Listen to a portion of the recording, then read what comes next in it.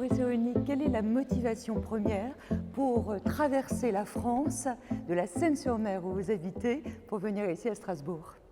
À cause de la choucroute. J'y crois pas, pas seulement. Non, pas que. Il y a aussi la littérature. Sans doute. Et l'amitié? Et l'amitié avec Wolf Hermann, avec vous, parce qu'on se connaît depuis longtemps. Donc c'est toujours un plaisir de venir chercher les idées et puis se promener un petit peu dans la ville qui est magnifique. Voilà la motivation. Quand on rencontre les autres, est-ce que peuvent éclore des idées pour vous, écrivain? Ah ben, je pense que seul, on ne peut pas penser. Seul, le cerveau s'éteint, on rumine. On fait revenir ce qui est en nous, dans notre mémoire, donc ce n'est pas de la vraie pensée, c'est de la rumination. C'est pour ça que l'isolation mène à la dépression. Alors que la rencontre, même qu'on soit d'accord ou pas, c'est un événement, c'est une stimulation, et là, forcément, il y a une idée. Une rencontre agréable, c'est une idée, mais une rencontre désagréable, c'est aussi une idée.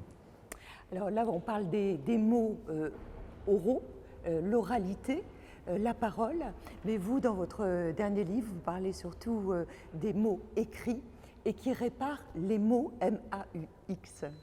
Mais oui, parce que les mots parlés n'ont pas du tout la même fonction que les mots écrits. Dans les mots parlés, vous êtes co-auteur de mon récit, même si vous ne dites pas un mot. La preuve, c'est que vous êtes en train de sourire, vous venez de hocher la tête, donc vous êtes co-auteur, vous m'encouragez à continuer.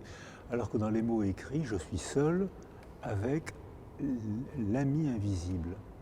Et il y a une recherche d'authenticité dans les mots écrits parce que je vais chercher au fond de moi, je vais m'adresser à quelqu'un de totalement invisible, un lecteur parfait, qui bien sûr saura me comprendre à la perfection.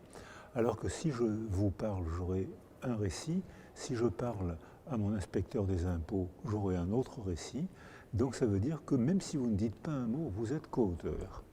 Vous voulez en savoir plus peut-être, vous qui venez d'écouter, d'entendre les propos de Boris?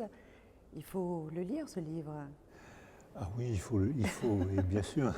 Moi, je n'ai pas eu le temps de le lire, mais je pense qu'il faut le lire. Qu'il est intéressant. Il paraît qu'il est intéressant.